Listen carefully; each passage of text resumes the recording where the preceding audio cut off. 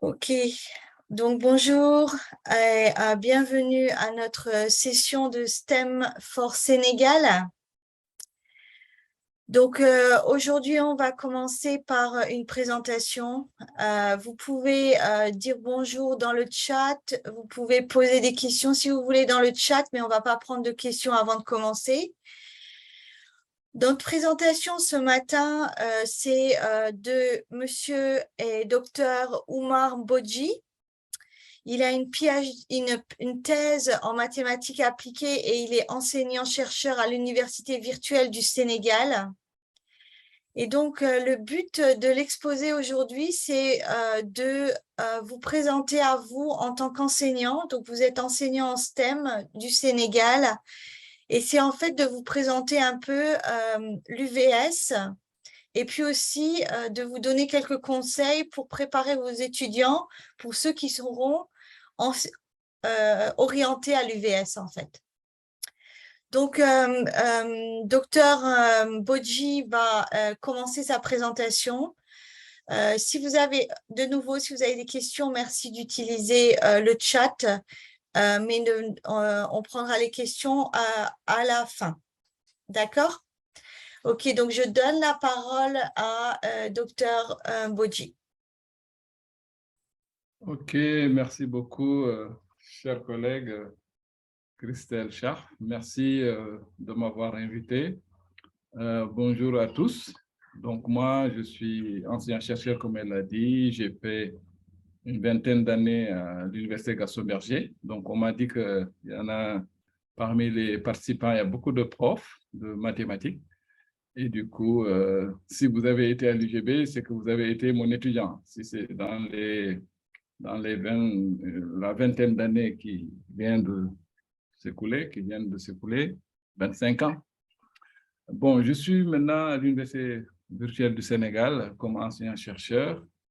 Et à l'Université même virtuelle du Sénégal, je suis maintenant dans un programme. C'est pourquoi vous allez me voir dans un programme où je me charge de la vulgarisation des sciences au niveau des lycées et collèges. Donc, nous avons beaucoup d'activités. C'est pourquoi, d'ailleurs, on va beaucoup travailler avec Mdiangal dans ça, parce qu'on a presque les mêmes objectifs, d'essayer de contribuer pour inverser la tendance qui fait que les étudiants désertent les séries scientifiques pour faire les séries littéraires. Ils le font parfois, ce n'est pas par choix, ils le font parce qu'ils disent que de toute façon, en mathématiques, je suis condamné, je ne vais pas réussir.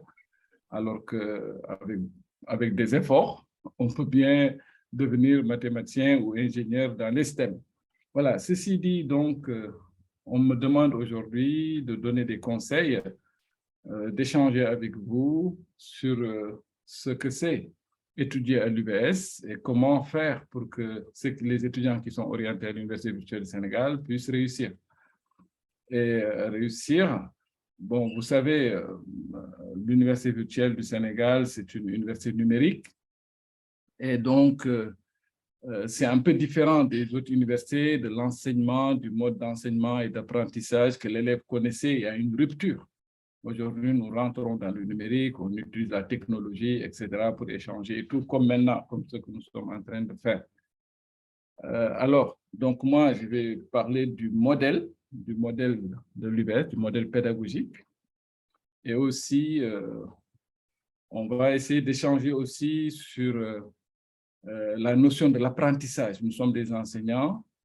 Je vais dire beaucoup de choses que vous connaissez parce que d'habitude, c'est l'Université virtuelle Sénégal qui me demande de m'adresser aux nouveaux étudiants. Donc, c'est un exposé qui normalement est adressé aux étudiants qui sont orientés à l'UVS pour leur expliquer ce que c'est que l'université virtuelle, ce que c'est que l'enseignement en ligne, comment faire pour réussir. Donc, c'est un exposé qui au départ, originellement, est un exposé pour les nouveaux bacheliers qui arrivent à l'Université virtuelle du Sénégal. Donc, moi, je vais vers eux pour leur faire cet exposé-là, mais que j'ai modifié pour que, voilà, pour l'adapter à vous en tant que collègue. Voilà, donc c'est ça. Il y a, bon, je vais avancer, très bien. Je ne sais pas si les transparences, ça se passe bien. Donc, il y a deux parties importantes, deux grandes parties de cet exposé. Le premier, c'est qu'est-ce qu'apprendre, mais avant tout, je vais d'abord présenter l'UVS, qu'est-ce que l'UVS, et après, je vais me focaliser sur ça. Vous allez voir que nous, même en tant qu'enseignants, on commet ce que moi, je vais appeler des erreurs. Mais excusez-moi, c'est parce qu'on se perd, surtout nous francophones, sur la notion de l'apprentissage. Ce n'est pas le cas pour les anglophones. Peut-être que Christelle, qui est là, qui est aussi professeure aux États-Unis, dans un pays anglophone, donc peut-être qu'elle elle va témoigner de ça, puisqu'elle est à la fois francophone et anglophone, de ce que je vais soulever comme erreur que nous faisons en tant qu'anglophones. On fait la confusion entre apprendre et enseigner, alors que c'est deux notions différentes. Alors donc, moi, je vais essayer d'expliquer ce que c'est qu'apprendre. Et après, je vais revenir sur comment apprendre. Parce que ce qui intéresse l'élève, c'est comment apprendre. Comment apprendre pour réussir. Parce que pour réussir, il faut apprendre. Donc, il faut dire à l'élève comment tu fais pour apprendre. Et donc, pour réussir. Est-ce que c'est clair? Je peux avancer, c'est clair? C'est bon? Est-ce que vous m'entendez? Oui, oui, c'est bon. On vous entend bon. Et puis ça, les diapos passent aussi. Merci. Excellent, d'accord. Donc là, nous sommes sur le modèle pédagogique. Il y a une partie qui n'est pas visible. C'est en haut, ce qui est écrit là-bas, c'est le modèle pédagogique de l'UVS. Si vous regardez bien, en fait, l'UVS combine à la fois ce que nous appelons de l'apprentissage en présence, comme vous le connaissez au lycée, à l'université, donc en présence, l'enseignant, l'élève, le savoir dans une classe. C'est ce que un savant appelle, ce qu'on appelle souvent le triangle de Husserl, la présence des trois acteurs dans une même salle. Ça, c'est l'enseignement en présence. Et aussi, maintenant, il y a l'enseignement en ligne. Et l'UVS combine les deux. Il y a de l'enseignement en présence totalement, comme au lycée. Vous avez aussi de l'enseignement en ligne totalement, comme des universités comme la TELUC ou Open University. Vous avez des étudiants qui ne font que de l'enseignement en ligne à 100%. Il y en a aussi qui ne font que de l'enseignement en présence à 100%. Maintenant, l'UVS va combiner les deux. C'est pourquoi, d'ailleurs, vous allez voir tout à l'heure que nous, vous le savez déjà, nous avons en bas, si vous regardez bien, on a ce qu'on appelle les espaces numériques ouverts, les ENO. Ce sont des démembrements de l'UVS qui sont dans les régions. Parce que on voit que l'apprentissage, quand même, il y a une dimension sociale, il y a une dimension interaction humaine, une dimension présentielle. C'est pourquoi nous, on s'est dit, des lycéens, il faut les préparer pour qu'ils viennent à l'enseignement en ligne. Parce que notre objectif, c'est d'arriver à faire de l'enseignement et de l'apprentissage à 100%. L'étudiant, quand il est au master, quand il est en classe de master ou de L3, etc., il fait du 100% en ligne. Mais il faut le préparer. Il ne faut pas qu'il y ait une rupture entre ce qu'il connaissait au lycée, etc. C'est pourquoi d'où l'ENO qui va être la liaison entre le siège, entre là où se trouvent les enseignants, la pédagogie et l'étudiant. Et parfois, de temps en temps, si le besoin est là, il faut que l'enseignant se déplace physiquement et faire ce qu'on appelle de l'enseignement en présence. Ça peut être un tuteur, ça peut être un assistant, ça peut être un enseignant qui interagit comme au lycée, dans une salle de classe, en présence, au niveau de l'ENO. Si le besoin est là, il faut le faire. Et nous, c'est pourquoi, vous voyez, nous avons des tuteurs. Ce qu'on appelle des tuteurs, ce sont des assistants de travaux dirigés, des assistants des profs, qui rencontrent souvent les élèves qui sont en difficulté au niveau du lycée. Donc, voyez, donc c'est une commune, c'est ce qu'on appelle, nous, je pense que c'est Laval, l'université de Laval, ils appellent ça le comodal. Le comodal, c'est quand il y a les deux types d'enseignement et l'élève, il choisit. Nous, on l'appelle du comodal adapté, c'est-à-dire on l'a adapté à notre situation. Le mot adapté, c'est lié à beaucoup de choses parce que nous, on n'a pas l'Internet tout le temps, on n'a pas l'électricité tout le temps, donc il faut l'adapter. Parfois, il faut avoir des serveurs qui peuvent fonctionner même sans Internet, etc. Parfois, il faut embarquer le contenu, il faut l'embarquer dans les portables des étudiants. Ce qui fait que l'étudiant, il peut... Donc, c'est ça ce que nous appelons adapter. C'est différent dans des pays comme la France, les États-Unis. Vous avez l'Internet, ne s'arrête pratiquement presque jamais. Ce n'est pas notre cas. Donc, du coup, il faut l'adapter à notre vécu, à notre société où l'électricité n'est pas là tout le temps, etc. etc. Donc, c'est ça, adapté. Donc, oui. Donc, nous, ce qu'on fait... Oui, oui. On dirait qu'il y a quelqu'un Oui. qui parle. Non, c'est bon, on a fermé le Oui. micro. Merci. C'est bon, je peux avancer. Oui. Donc, c'est ça, quoi. Donc, c'est la combinaison entre les deux modes d'enseignement.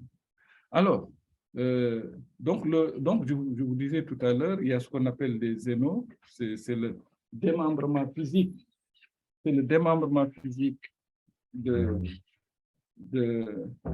l'université et les zénos. Actuellement, nous avons 17 ENO, on en a à Louga, on en a à Ziguinchor, on en a partout. Et l'objectif même, c'est d'en avoir plus d'une cinquantaine dans quelques années. C'est d'avoir vraiment un ENO un peu partout dans tous les départements du Sénégal.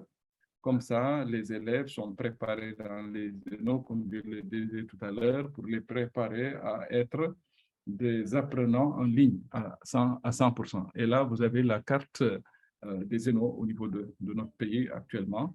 Donc, ce qui est envisagé et ce qui existe réellement. Donc, ça, c'est les ENO.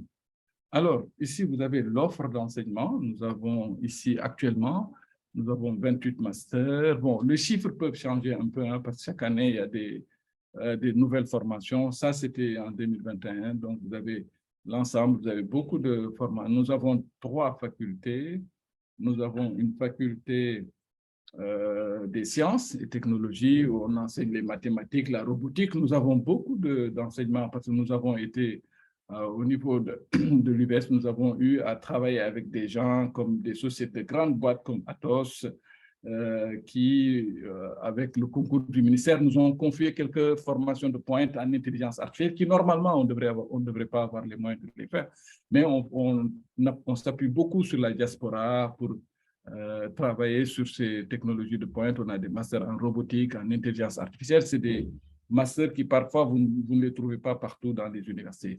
Ça demande beaucoup de moyens et ça demande des ressources humaines qui, parfois, sont rares. On a aussi une faculté de sciences juridiques. Avec cela, on fait l'économie, les sciences juridiques. On a une faculté des sciences de l'éducation où on forme des enseignants, on forme les gens à la pédagogie, etc. Il y a aussi dans cette faculté-là, il y a ce qu'on appelle des matières comme la sociologie, les sciences humaines de façon générale. Donc, il y a 3 facultés. Moi-même, j'étais jusqu'à il y a une année directeur de cette faculté des sciences. Donc, ça, c'est l'offre de formation. Nous avons aussi une offre de formation certifiante. On a des certificats qui durent parfois 3 mois, 4 mois, etc. Maintenant, le projet dont je viens de parler et qui est en train de travailler avec Christelle, avec M. Djangal, justement, ce sont des certificats ici. C'est essayer de voir les besoins, c'est-à-dire rendre les apprenants qui sont à la recherche du travail, qui viennent de sortir de l'université, ou bien même des personnes qui sont dans le secteur informel,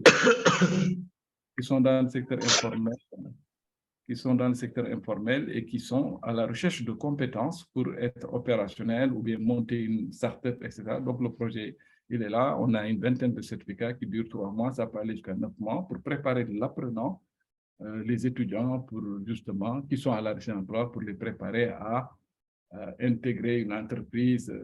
Comme ça, ils ont les compétences requises pour être opérationnels immédiatement dans les entreprises. Parfois, à l'université, ce qui est enseigné, c'est un peu théorique. Donc, c'est ça le projet, avec une vingtaine de certificats, et qui a aussi un volet activité au niveau des lycées pour justement corriger le déséquilibre entre les séries scientifiques et les séries littéraires. Je viens d'en parler. Donc, j'avance vite. Ça, c'est l'UBS actuellement. L'UBS, actuellement, vous avez 60 000 étudiants, vous avez plus de 46 formations diplômantes avec 57 parcours, vous avez plus de 1500 tuteurs, vous avez, bon, ici, c'est vraiment l'UBS avec les chiffres. Comme la présentation sera partagée, vous pouvez après regarder vraiment les chiffres au niveau de l'UBS, le nombre d'ENO, le nombre d'apprenants, le nombre de parts, le nombre, etc. Tout est là dans cette partie-là.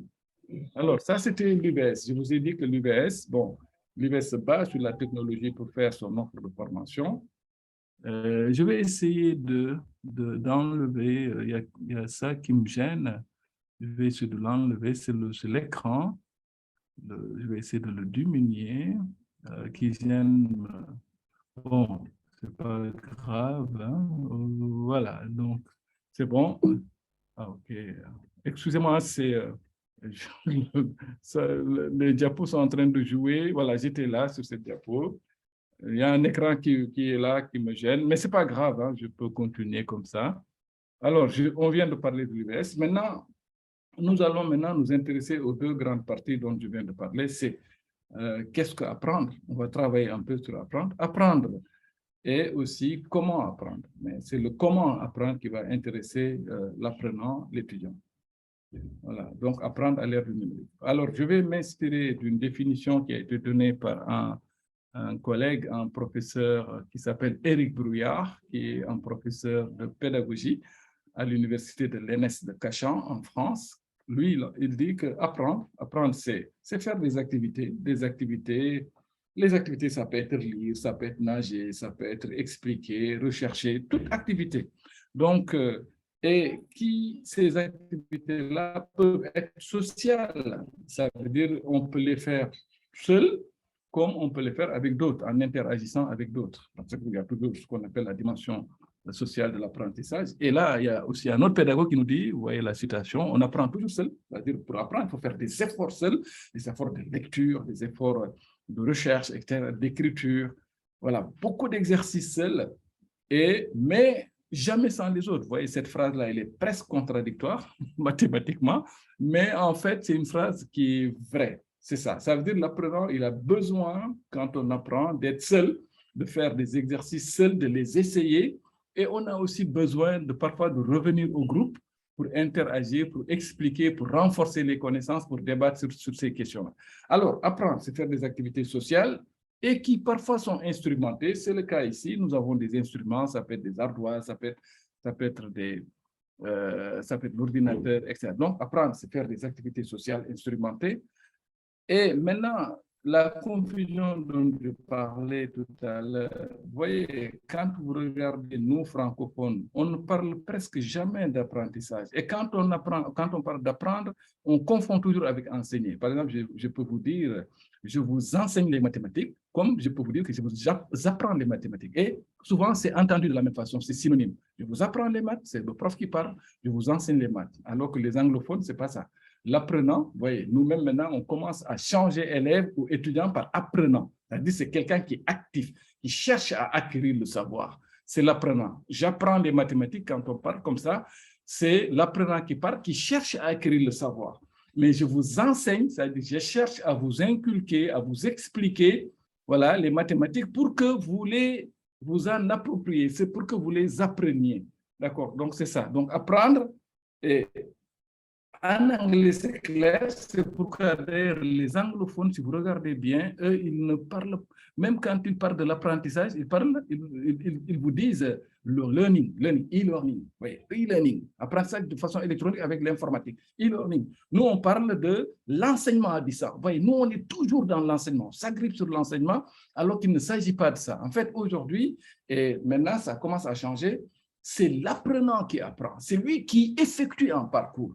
Et nous, en tant qu'enseignants, nous ne sommes là que pour le guider, c'est-à-dire pour l'accompagner dans son projet d'apprentissage, dans son propre projet de formation pour obtenir tes diplômes. L'enseignant est un accompagnateur, comme tout le monde, et comme le service médical, comme les tuteurs, comme les PATS, etc. Donc, tout le monde est là autour de l'apprenant qui est au centre, qui est en train de faire un exercice et qui suit qui est en train de suivre des étapes, un processus pour arriver à avoir un diplôme. Et dans ce processus qu'il est en train d'effectuer, qu'on appelle apprentissage, il y a, c'est vrai, l'acteur principal qui l'aide, qui l'accompagne, c'est l'enseignant. Mais toujours est-il que c'est l'étudiant qui va être responsable. Et c'est ça ce qu'on devait inculquer à nos apprenants. Si vous êtes bon, si vous travaillez bien, ce n'est pas parce que les profs ils sont bons autres, c'est vrai, ça concourt à cela, l'environnement joue un rôle important, mais c'est à 80% d'abord parce que vous êtes déterminé à atteindre vos objectifs, à avoir votre diplôme, etc. Donc, vous voyez, donc c'est ça ce que je voulais préciser par rapport à apprendre, que les anglophones parlent. Ils ne disent jamais, les anglophones, c'est rare de parler de teaching, training, etc., qui sont l'équivalent d'enseignement. Eux, ils utilisent toujours learner, apprenant, et ils parlent toujours de learning, apprentissage. Alors que nous, on parle d'enseignant, enseigner, etc. Et quand on utilise enseigner et apprendre, souvent, c'est pour dire que c'est la même chose, c'est pour les confondre. Alors, je vais avancer. Ça ne joue plus là. Est-ce qu'on n'a pas un problème de arrêter le partage. Pourquoi? Oui, en fait, si vous voulez bien arrêter le partage pour un instant et on va relancer le partage parce qu'il y a quelqu'un qui avait partagé son écran et j'ai dû un peu enlever des paramètres et donc maintenant, si vous pouvez repartager. Mais jusque-là, ça va? Ou Oui, bien je dois... jusque-là, c'était bon. Vous m'entendez bien? On vous entend bien, oui. D'accord, merci.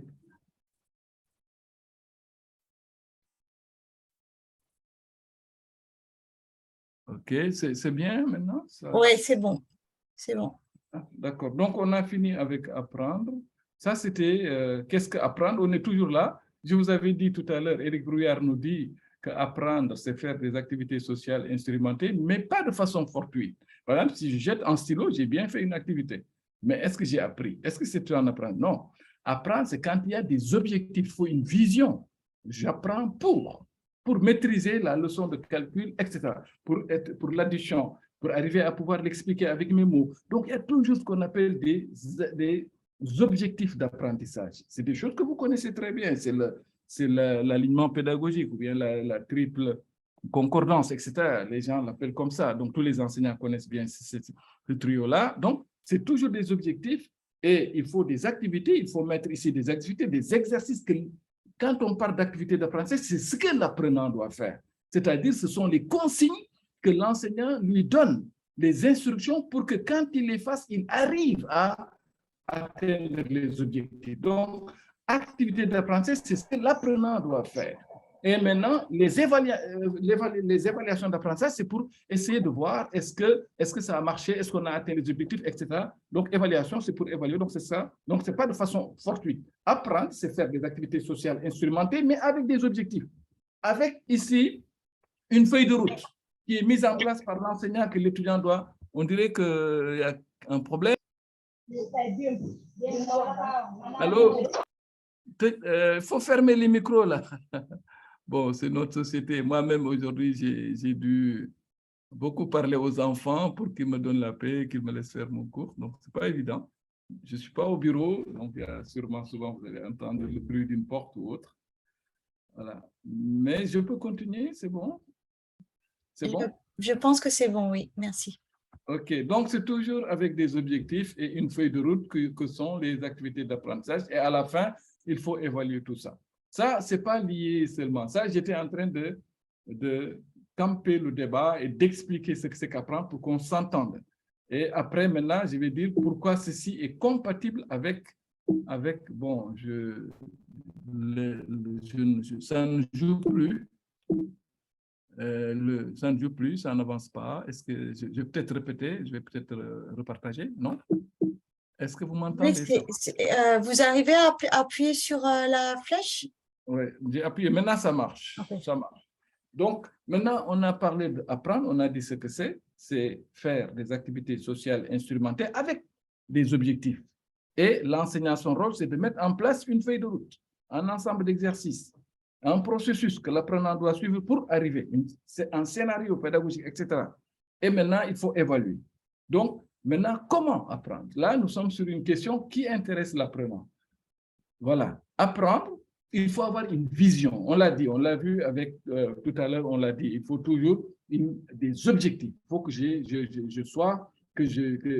des objectifs à atteindre. Il faut une vision. Donc, il faut un projet. C'est ce qu'on appelle un projet personnel professionnel. Donc, vos étudiants, ils doivent avoir un projet. Je veux faire quoi? J'ai le baccalauréat, je ne vais pas à l'université pour que, voilà, être passif, on m'oriente en sociologie ou bien en mathématiques ou ingénierie ou médecine. Non, non, non.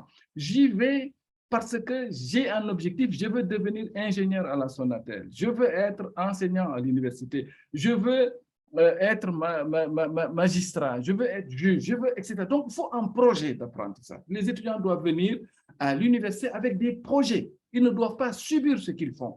C'est vrai, aujourd'hui, les étudiants, ils sont orientés. C'est-à-dire, ils font des demandes. Parfois, on peut vous amener là où vous n'avez pas choisi. Mais les étudiants qui se sont préparés, souvent, ils sont orientés là où ils veulent. Voilà. Quand vous êtes étudiant, vous êtes préparé, vous avez des notes acceptables, etc. Si vous voulez faire médecine, vous allez le faire, parce que pour faire médecine, il y a des moyens. Pour aller à l'ESP, être ingénieur, il y a des moyens qui sont demandés. Pour arriver à faire robotique à l'UVS, il y a des moyens. Mais ça, c'est les étudiants qui doivent faire des efforts, mais vraiment préparer les étudiants. Il est bon, je donnais l'offre de formation de l'UVS, mais il y a l'offre de formation de l'ICAD, etc. Maintenant, l'étudiant, il doit choisir. Ah, moi, ma passion, c'est médecine. Ma passion, c'est informatique, etc. Et en fonction de ça, il est vraiment bon que l'étudiant aille faire ce qui le passionne. Il ne faut pas qu'il subisse la formation qu'il est en train de faire. Il l'a fait malgré lui. Il ne l'a pas choisi. Ça, c'est pas... Donc, il faut avoir une vision. Ça commence par là. Ça commence par avoir une vision, avoir un projet. Donc, vos étudiants doivent avoir un projet. Voilà. Ils vont avoir un projet pour aller étudier. Et ça, ce n'est pas seulement valable à l'UVS, ça, c'est partout. Donc, comme vous voyez, le dit Lorraine Esley, l'action sans vision ne mène nulle part. Donc, il faut toujours avoir une vision. Il ne faut pas que ça soit quelque chose de fortuit. J'y vais, voilà, comme ça, je suis passif. Non, il faut toujours créer. Vous voyez, il y a une définition de projet ici. Le projet professionnel doit amener l'étudiant à mettre en adéquation ses souhaits, ses passions immédiates et futures, et ses aspirations personnelles, ses capacités, voilà, parce qu'il ne faut pas dire aussi que je vais faire médecine alors que je n'ai pas les capacités, afin de concevoir un parcours de formation cohérent avec le ou les métiers qu'il veut choisir. Donc, il faut mettre en adéquation. Le projet professionnel, c'est lui-là qui détermine le projet de formation. Je veux faire médecine, donc voilà là où je dois aller, voilà la formation. Je veux être ingénieur à la Sonatel, ah, pour ça, il faut aller ici, etc. Donc, ma formation doit être ceci, etc. Donc, vous voyez, donc c'est ça. Il faut toujours partir, avoir un projet. Maintenant, que nous disent les savants?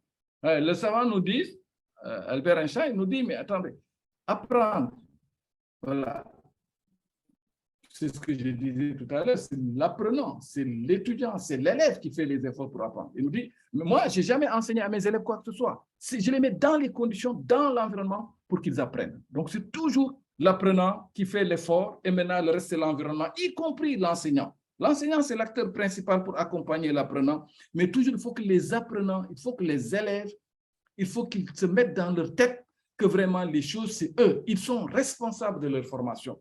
Tous les dispositifs qui sont là, quand un élève il est armé comme ça, il vient à l'université, etc., l'environnement qui est mis, UVS ou UCAD, etc., il va pouvoir cheminer et arriver à avoir son diplôme. C'est ce que certains savants appellent le constructivisme, que vous connaissez très bien. C'est l'apprenant qui construit son savoir avec, bien sûr, l'environnement qui est là pour l'aider à arriver. Pareil, l'autre pédagogue qui nous dit « I cannot teach anybody anything ». Pareil. Je mets mes apprenants juste dans les conditions pour qu'ils pensent, pour qu'ils apprennent. Donc, vous voyez, c'est toujours ça. C'est l'apprenant responsable qui construit son savoir autour de lui, etc., etc. Voilà, donc nous, c'est ça. C'est ce que nous disons à nos élèves. On leur dit, voilà, les gens vous disent comment apprendre alors que l'enseignant n'est pas là. Non, si j'apprends, c'est moi. Et pour ça, il faut maintenant que les enseignants... Oui.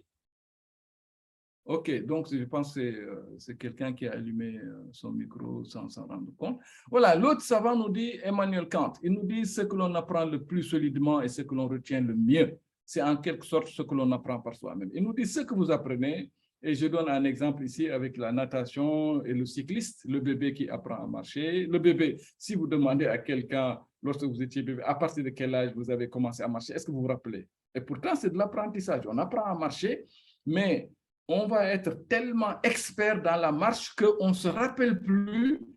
Et c'est pareil pour la conduite de voiture, c'est pareil pour les exercices de mathématiques. C'est-à-dire, c'est tout simplement le cerveau qui apprend à faire l'exercice quand on persévère et qu'on est régulier. La régularité et la persévérance, on arrive à faire les exercices comme on marche. On les fait sans réfléchir. Il suffit juste qu'on nous montre et automatiquement. La natation, c'est pareil. Moi, je suis là. Je suis natif de Saint-Louis. C'est une ville côtière. Je partais avec ma mère à la plage, je ne me rappelle pas, et voilà, maintenant je nage, je ne sais pas. À partir de quel moment, M. Mbouch, vous avez appris à nager? Je ne sais pas. Mais je sais nager. Et les maths, c'est pareil. Et donc, si vous comprenez ça, il faut persévérer, commencer par les exercices les plus faciles, petit à petit, etc.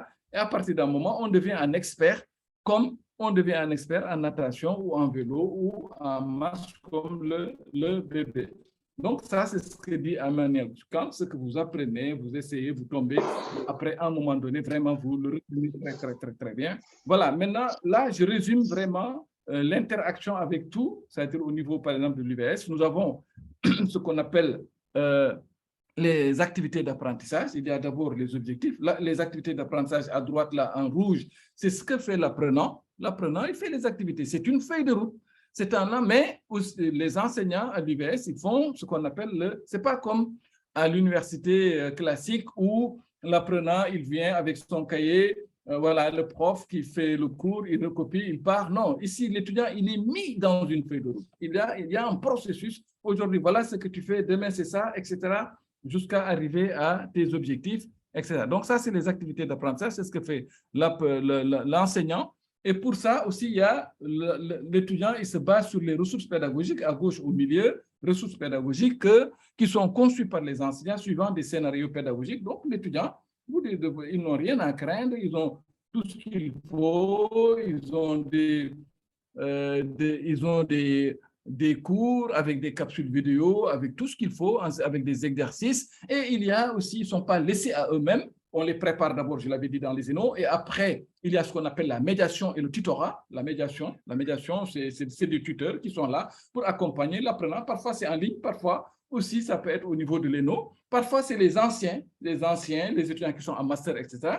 Ils se regroupent, on les appelle des moniteurs. Les étudiants qui sont en difficulté pédagogique, ils vont vers les moniteurs qui leur expliquent les leçons et les encadrent. Et aussi, on conseille aux étudiants de faire des petits groupes. Ça,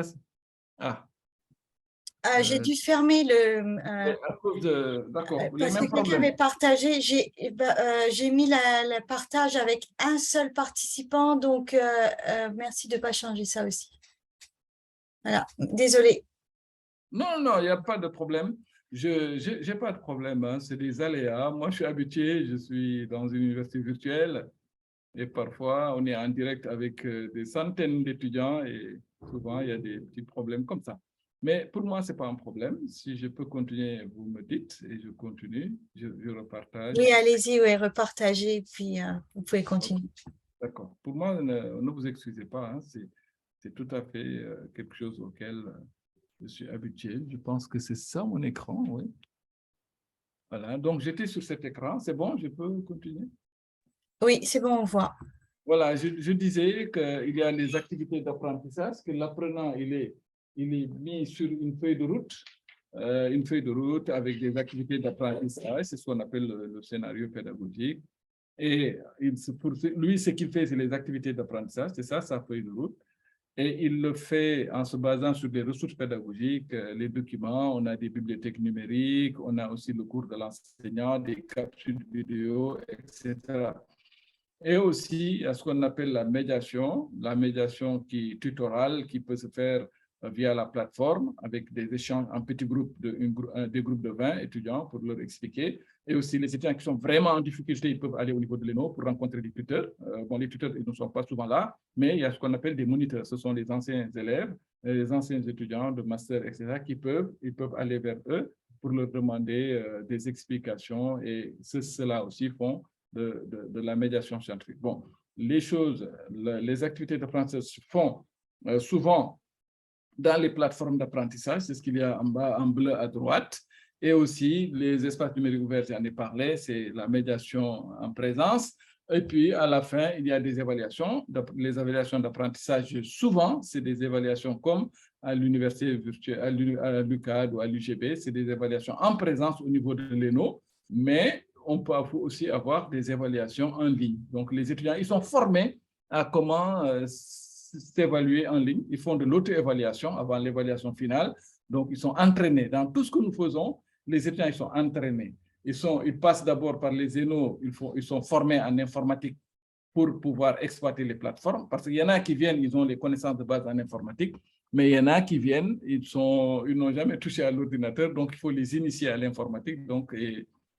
Mais toujours est-il que nous, on met en haut là, si vous aviez vu, c'est ce qu'on appelle la centration sur l'apprenant. C'est-à-dire l'apprenant, il est responsable de la formation. C'est lui qui effectue un parcours avec un projet, avec des objectifs. Maintenant, tout le reste, on lui dit, en fait, c'est l'environnement qui vous... Et pour ça, arriver à ce niveau-là, l'apprenant, pour arriver à ce niveau-là, il est suivi, il est formé, etc., jusqu'à devenir un apprenant responsable qui peut apprendre à 100% en ligne sans problème. Aujourd'hui même, nous avons des tuteurs qui étaient nos anciens étudiants qui maîtrisent beaucoup plus que nous l'enseignement en ligne. Donc, des anciens étudiants de l'UBS, ils ont commencé maintenant à avoir des diplômes requis pour faire le tutorat. Ils ont commencé. Donc, voilà un peu ce que je voulais dire en résumé. Et je vous écoute pour des éventuelles questions. Merci, merci Christelle. Merci à tous. Je ne sais pas, est-ce qu'il y a des questions? Moi, j'ai fini. Hein? Ok, on va ouvrir aux questions. Donc, si vous voulez bien lever votre main pour qu'on puisse passer aux différentes questions. Alors, on va prendre dans l'ordre. Il y a Monsieur Mamadou Ouri Diallo. Vous avez une question, allez-y. Ok, bonjour tout le monde. Moi, j'avais une question. Je voulais savoir si, est-ce qu'on peut quitter, il y a la migration des gens qui quittent l'université, par exemple, des universités Gaston Berger Saint-Louis et aller en UVS pour continuer ses études. Est-ce que là, cette migration-là est possible? Par exemple, un étudiant qui a eu sa licence en UGB, ou bien un étudiant qui a eu son master en UGB, ou bien dans l'université Cheikh Anta Diop. Maintenant, est-ce qu'il faut quitter pour continuer ses études dans l'université virtuelle du Sénégal? Est-ce que c'est possible, cette migration-là? Merci beaucoup.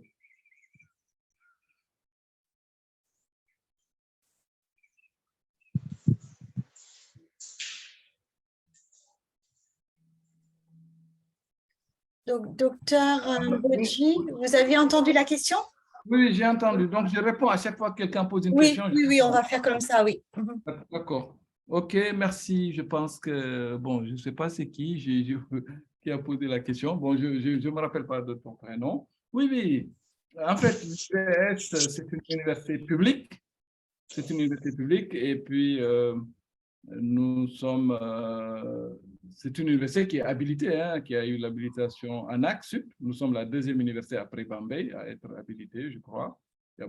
Les anciennes universités, certaines ne sont pas encore... n'ont pas encore l'habilitation de l'ANAQ. Donc, il n'y a pas de problème. On a beaucoup d'étudiants qui viennent de l'UQA, de l'UGB, parce qu'en fait, l'UBS, vous pouvez être à l'UBS et être en France ou bien ailleurs, dans un autre pays et suivre. Et là, les apprenants, pour eux, ça, c'est de la flexibilité.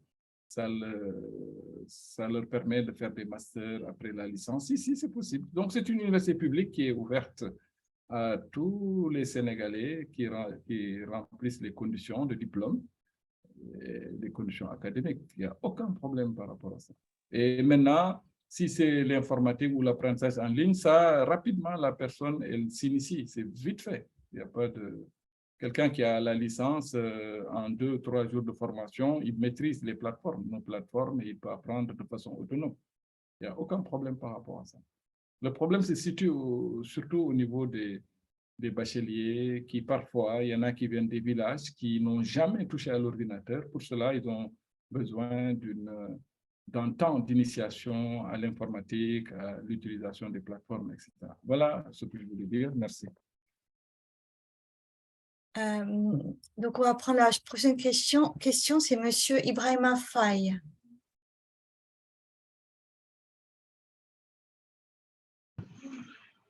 Bonjour à tout le monde. Bon, je salue Christelle Babacar et notre éminent professeur Dr Mbouit. Il m'a eu en première année algèbre 1 à l'UGB. Donc, de votre majesté, je salue les autres collègues et nos chers élèves également.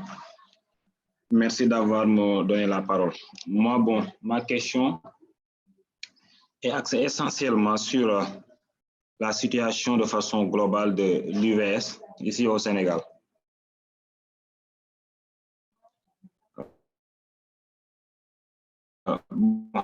J'apprécie le projet. C'est un projet vraiment, le système e-doing ou bien le système e-learning est privilégié parce que nous avons des générations digitales. De plus en plus, les enfants sont devenus, bon, digital de plus en plus. Mais moi, mon problème est que, bon, vis-à-vis des autres universités où on organise des cours présentiels, normalement, l'UVS devrait être en avance par rapport à ces universités. Mais moi, je vois que les années de plus en plus se chevauchent. Tu vois, même les nouveaux bacheliers, bon, ils prient à ce qu'on les oriente dans les universités où il y a des présentiels comme UGB, UGAD et consorts, et ils prient pour qu'on ne leur oriente pas à l'UVS. Alors que ces universités, où il y a des plateformes où il faut avoir ta tablette, ton ordinateur, tu restes tes choix, bon, sur tes cours, bon, vraiment devrait être en avance. Maintenant, véritablement, j'aimerais savoir quel est le problème. Donc voilà, c'était ça la question.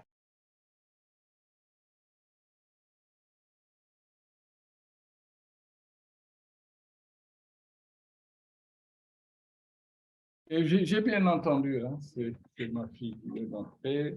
OK, oui, c'est une question. En fait, je comprends, hein, vous dites que vous voulez dire que les années académiques, il y a un problème de respect du calendrier académique, c'est-à-dire démarrer au mois d'octobre et finir au mois de juillet. Alors, le problème, c'est pas... L'UVS, tout est disponible. Hein. C'est-à-dire, si vous commencez au mois d'octobre, vous pouvez finir au mois de juillet. Mais le problème, les gens ne commencent pas au mois d'octobre. Pourquoi? Parce que, par exemple, les gens qui viennent d'avoir le bac, qui ont le bac au mois de juillet, mais ils auraient pu démarrer l'UVS le 1er septembre. Pourquoi ils n'ont pas démarré? Ils n'ont pas démarré au mois d'octobre. On est au mois d'octobre, ils ne démarrent pas. Mois de novembre, ils ne démarrent pas. Mois de décembre, ils ne vont pas démarrer. Pourquoi? Parce qu'ils n'ont pas les outils de travail. Ce qui nous retarde, c'est les outils de travail. Pour apprendre à l'UVS, il faut un ordinateur. Il faut de l'Internet. Et ça ne dépend pas de l'UVS. Ce n'est pas l'UVS qui donne les ordinateurs. C'est le ministère. C'est le ministère qui achète les ordinateurs. Parfois, on reçoit les ordinateurs au mois de juin. Est-ce que vous comprenez? Nous, on fait tout ce qu'il faut avant, c'est-à-dire on commence à initier les élèves à l'utiliser. Et puis même, je vous dis, les bacheliers là, du mois de juillet, jusqu'au moment où je vous parle, on ne connaît pas qui sont orientés à l'UVS. On ne les connaît pas. Si on les connaissait même au mois de septembre, on allait commencer à les initier à l'informatique. Parce qu'on a les moyens de les initier à l'informatique, de leur montrer comment apprendre en ligne. Parce qu'il faut passer par ça. Ça peut prendre 2 mois, etc. Ça dépend du nombre d'étudiants. Et pour ça, mais on ne les connaît pas. Jusqu'à présent, nous, on n'a pas encore nos étudiants. La liste des étudiants qui sont orientés à l'UVS, on ne les a pas encore. Le jour où on les aura, on va commencer à les initier à l'informatique dans les espaces numériques ouverts. Donc, le problème se situe là. Maintenant, pour les anciens, il n'y a pas ce problème. Pour les anciens, mais quand vous démarrez au mois de juin, vous avez déjà perdu presque une année. Maintenant, il faut travailler, etc. Pour essayer de voir comment rattraper et tout, ce n'est pas évident. Donc, c'est ça. Cette année, je pense qu'on a eu les machines à temps. En tout cas, une grande partie, je ne sais pas si on a eu toutes les machines, mais au moins une grande partie des portables des élèves, on les a déjà. Mais on n'a pas la liste des étudiants, on ne connaît pas les étudiants qui sont orientés à l'UVS. Donc, voyez là où nous sommes. C'est ça le problème. C'est ça le problème, M. Faye. Voilà, je pense que j'ai... OK, merci. Notre prochaine question, c'est Edmé. Allez-y, Edmé. Vous me recevez? On vous entend, oui. Oui, merci beaucoup de me donner la parole. Tout d'abord aussi, je tiens à remercier Dr Mbod pour cet exposé riche en informations. Bon, auparavant, j'avais une question d'éclaircissement, mais un de mes prédécesseurs m'a un peu inspiré pour une autre question.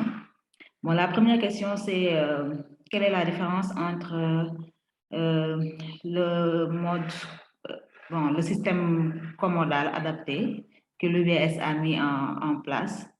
Quelle est la différence avec le type d'enseignement hybride? Voilà. Maintenant, la deuxième question, c'est dans quelle mesure une personne qui a dû arrêter les études universitaires, elle a été orientée dans une université privée, mais pour des raisons professionnelles, elle a arrêté. Dans quelle mesure cette personne pourrait s'inscrire à l'UVS? Est-ce qu'il y a une possibilité pour qu'elle s'inscrive à l'UVS? Merci beaucoup.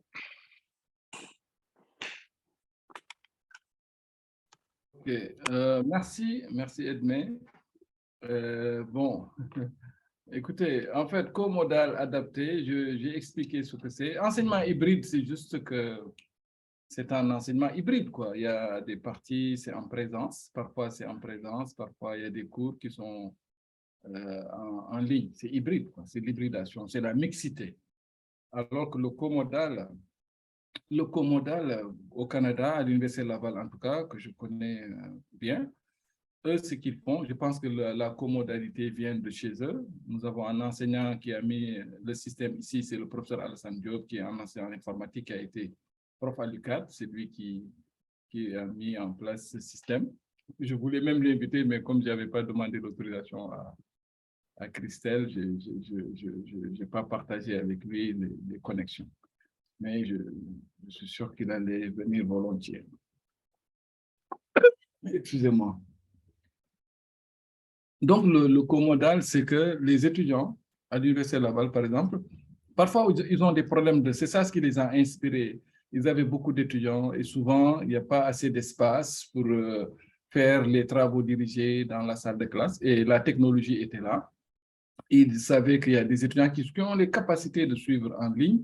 Alors, les étudiants, ce qu'ils font, c'est qu'ils choisissent. Il y en a qui choisissent dans la même classe, il y en a qui préfèrent venir en salle de classe et être là avec le professeur. Il y en a d'autres qui préfèrent rester dans leur chambre et suivre le cours. Il y en a qui le préfèrent. Et c'est ça ce qu'on appelle le comodal. C'est-à-dire, voilà. Donc, c'est pas que c'est de l'hybridation. L'hybridation, c'est que c'est une obligation. C'est-à-dire, la formation, elle est là.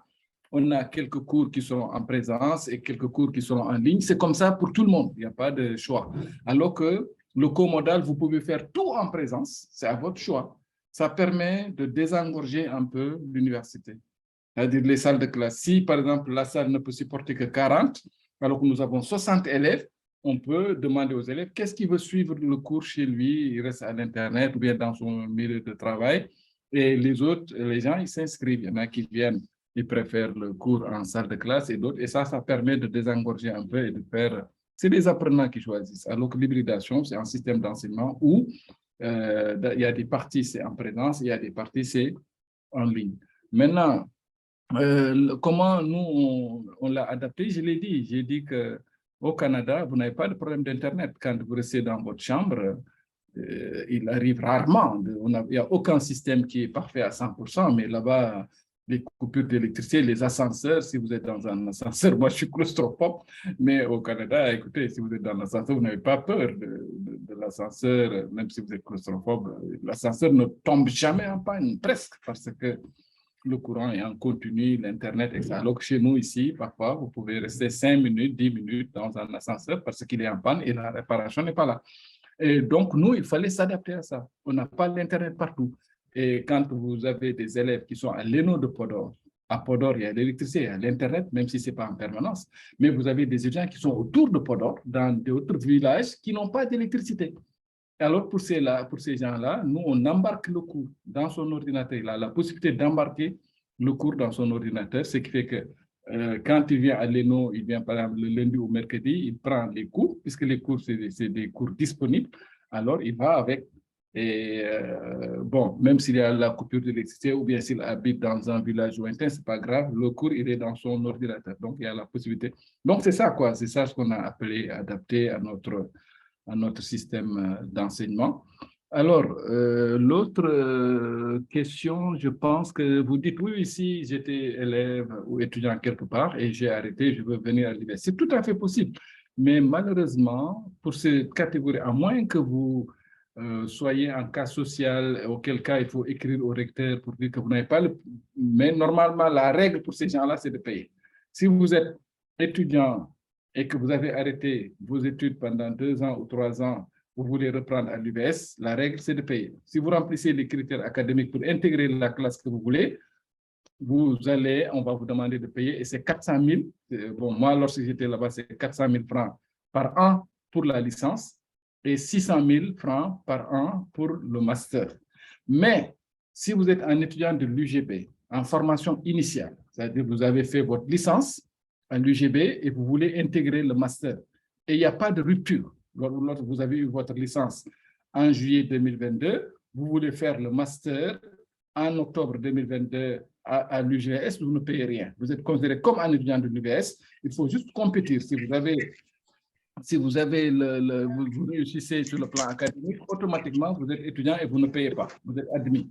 Mais s'il y a une rupture d'une année, alors là, on vous considère comme quelqu'un du privé et il faut payer. Mais vous pouvez quand même demander une dérogation et le justifier. Il est arrivé qu'on l'accorde à certaines personnes parce que tout simplement, on sait que c'est des personnes qui sont motivées et qui n'ont pas les moyens. On les accepte. Mais la règle, c'est de payer. Voilà, merci. Ok, on va prendre encore 2 questions. Désolée. Je vais demander à Monsieur Sambandiaï.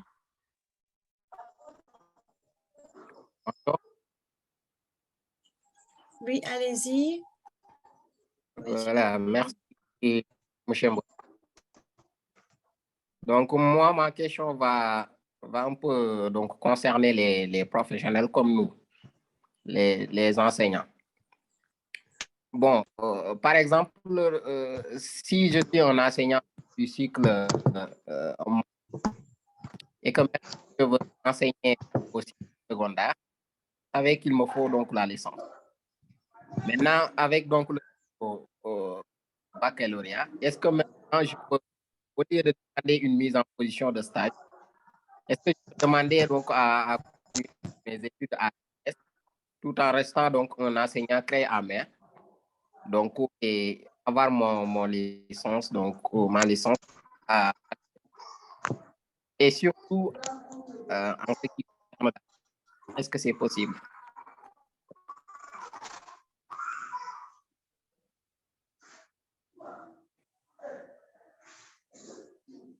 Sur le micro. Voilà, excusez-moi, j'ai cherché le micro. Voilà pourquoi ça a pris un peu de temps. Je n'ai pas bien saisi la question parce qu'il y avait des coupures. Mais il y avait des coupures, il y avait des problèmes d'Internet. On n'est pas à Laval. Alors, mais je vais essayer de deviner la question. Bon, si je la devine, je vais donner la même réponse que tout à l'heure, hein, avec Edmé, je crois, parce que j'ai comme l'impression que vous demandez si vous êtes enseignant en exercice et que vous voulez faire votre licence pendant que vous êtes enseignant. C'est quoi les conditions? C'est pas ça? Oui, exactement. Voilà, la réponse a été donnée. C'est que vous avez eu le bac il y a un moment, donc ce n'est pas un nouveau baccalauréat. Si c'était un nouveau, vous pouvez intégrer directement l'UBS. Excusez-moi, mais pour le bac, je pense qu'il faut passer par l'orientation. Mais en général, si vous avez un diplôme qui est nouveau, vous pouvez intégrer la classe supérieure sans problème. Il faut juste remplir les conditions académiques. Maintenant, si vous avez eu à arrêter, quand vous avez eu le bac, vous avez arrêté 1 an ou 2 ans pour faire autre chose. Si vous venez à l'IVS, l'IVS va vous demander de payer 400 000 pour faire la licence.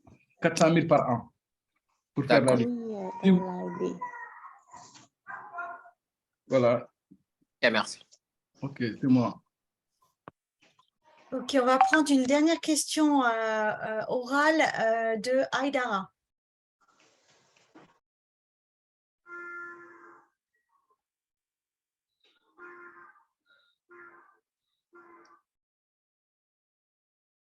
Si Aïdara peut parler. Bonjour à tout le monde. Bonjour. Ma question n'est pas assez complexe, juste que je suis une nouvelle bachelière. Juste, je veux savoir comment, puisque notre plateforme de campus n'est pas encore ouverte, je voulais savoir comment ne pas faire de mauvais choix parce que je suis un peu confuse. Donc, je vais juste expliquer à Dr Wimboji. Donc aujourd'hui, en fait, il y a quelques étudiants aussi qui nous ont, en fait, quelques élèves des enseignants qui nous ont rejoints pour une activité juste après. Donc c'est pour ça que donc Aïdara est là. Et donc bon, elle a posé donc sa question. Merci beaucoup, Aïdara. Ok, merci beaucoup, j'ai compris. Si je comprends bien, c'est que vous dites que vous voulez être aidé pour choisir. Je pense que j'en ai parlé dans mon exposé. J'ai dit qu'il faut faire ce qu'on aime faire. Parce qu'il n'y a pas plus dur que de faire un travail que vous n'aimez pas. Vous êtes vous êtes programmeur, alors vous n'aimez pas programmer, vous n'aimez pas les écrans, vous n'aimez pas ça. Ou bien vous êtes sage-femme, vous avez peur des malades, etc. C'est pas bien. Il faut regarder vraiment ce que vous aimez. C'est ça, quoi. C'est quoi votre passion? Qu'est-ce que vous voulez devenir? Est-ce que vous voulez devenir ingénieur? Est-ce que vous voulez devenir sociologue? Réfléchissez sur ça, regardez ce qui vous plaît. Et c'est en fonction de ça que vous allez choisir votre formation. Personne ne peut le faire à votre place. Ce que nous pouvons faire, c'est de vous présenter les carrières. Aujourd'hui, au Sénégal, si vous êtes ingénieur en cybersécurité, vous avez le boulot garanti. Si vous êtes ingénieur en robotique, vous avez beaucoup de chances d'embrasser un travail. S'il y a des métiers où vous avez beaucoup de chances d'avoir du travail, il y a des métiers qui aujourd'hui sont saturés. Donc c'est ça. Nous, on peut vous dire, voilà, ceci, cela. Vous donner toutes les informations par rapport à ce qui existe dans l'offre des emplois, etc. Les avantages, les salaires d'un ingénieur en informatique à la Sonatel, ça tourne autour de combien? Tout ça, on peut vous le présenter. Mais le choix, c'est vraiment vous, quoi. Ça, je pense que vous pouvez toujours demander des conseils. Oui, médecin, c'est quoi? C'est quoi les obligations d'un médecin, etc. Est-ce qu'il dort beaucoup? Ça, on peut vous donner des informations. Mais le choix, c'est vous. Il faut être vraiment porteur de projet. Et ça, c'est très sérieux. C'est-à-dire, je vous le dis, il ne faut pas aller à l'université comme ça à l'aveugle. Ce n'est pas bien. Il faut vraiment... moi, le métier que je fais aujourd'hui, c'est un métier dont je rêvais, j'avais 7 ans. Vous voyez, je posais des questions, à quoi servaient les mathématiques. J'avais 7 ans. Autour de moi, il n'y avait personne qui pouvait répondre à mes questions. Mais je rêvais de travailler dans les calculs, dans les maths, etc. Et aujourd'hui, je me sens à l'aise le fait de faire ça. Donc ça, il faut réfléchir sur ça, c'est fondamental. Il faut réfléchir sur ça, il faut poser des questions autour de vous. Aujourd'hui, vous avez des experts partout. Quand vous êtes dans n'importe quelle ville, vous avez des enseignants de mathématiques, qui peuvent vous informer, vous avez l'Internet. Vous avez Christelle qui est là, qui peut vous renseigner. Si elle ne peut pas le faire, vous pouvez lui poser la question sur tel type de carrière et elle peut demander à un autre expert de répondre à sa place ou autre. Mais vraiment, vous avez des introductions. Nous, lorsqu'on était élèves, lorsqu'on était au lycée, au collège, on se suffisait sur certaines matières de ce que le prof donnait. Il n'y avait même pas de livre. Donc, vous voyez, c'était très difficile. Aujourd'hui, vous avez l'Internet où vous avez tout ce que vous voulez comme information. Mais votre question est très, très, très sérieuse. Moi, je discute beaucoup avec mes enfants sur ce qu'ils veulent faire et j'essaie d'échanger, j'essaie de leur faire prendre en conscience dès le bas âge sur ces questions-là pour qu'ils ne fassent pas un mauvais choix. C'est important. Voilà. Merci. OK, merci. Donc, et je voulais aussi prendre une question qui est dans le chat. Il y a une question dans le chat. Est-ce que il y avait une question sur le bac? C'est Monsieur Amadou Bamba Dieng de l'Académie de Diourbel. Je voudrais savoir s'il est en projet de faire un bac en ligne dans un futur proche. Un baccalauréat en ligne, pas à ma connaissance. Un baccalauréat, tout ce que je sais, c'est que nous, le projet que nous sommes en train de faire, dont je viens de parler, qui est de la promotion des sciences, de l'excellence au niveau des lycées, pour encourager les jeunes à faire les séries scientifiques. Alors, nous comptons faire ce qu'on a fait à l'UVS, c'est-à-dire le fait d'avoir créé des plateformes d'apprentissage en ligne. Ça, on va le faire pour les lycées. On va essayer d'aider les lycées à avoir leur plateforme pour qu'ils puissent continuer les cours en ligne. Ça, on va le faire pour certains lycées. Mais avoir un bac en ligne, vous pouvez préparer le baccalauréat en ligne en tant que candidat individuel. Vous pouvez rester chez vous. Mais le baccalauréat, c'est un examen organisé par l'Office du baccalauréat qui a ses règles. Et tu peux t'inscrire et te préparer ailleurs, en ligne ou dans un lycée privé. Et après, maintenant, venir faire les cours, non, pardon, les examens à des dates précises et subir l'examen. Si vous êtes admis, vous avez le bac. Si vous n'êtes pas admis, vous n'avez pas le bac. Mais vous pouvez toujours préparer le baccalauréat en ligne. D'ailleurs, nous allons mettre, comme je viens de dire, des plateformes d'apprentissage en ligne pour les lycéens et les collégiens. Voilà. Ok, très bien. Donc, comme on a un peu été au-dessus du temps, on va devoir arrêter là. Mais Monsieur Bodji, est-ce qu'on pourra partager votre email avec les participants? Oui, oui, vous pouvez partager. Ils peuvent me poser des questions quand ils veulent. Et je leur demande, laissez-moi faire une pub, je leur demande même de s'informer au sujet de ce programme Force N. Je vais leur donner beaucoup d'informations parce que ça peut aider les jeunes. Et en plus, je vous ai dit tout à l'heure que l'UVS, pour faire la licence ou le master, il faut payer. Alors, pour le projet, vous avez accès à des certificats de haut niveau et qui vous orientent vers des entreprises gratuitement. Donc, les certificats sont gratuits. C'est déjà payé par la Fondation Mastercard. Donc, voilà, je vous remercie. Merci beaucoup, Christelle. Merci à tous. Voilà. Oui, merci beaucoup de votre disponibilité pour faire cette présentation. Et oui, comme on postera des infos aussi sur le projet Force N et sur lequel, dont on a parlé et on espère collaborer avec l'UVS sur ce projet, oui. Donc, merci beaucoup. On vous libère pour le week-end. Donc à très bientôt, Dr Bodji. OK, au revoir. Merci. Au revoir. Donc,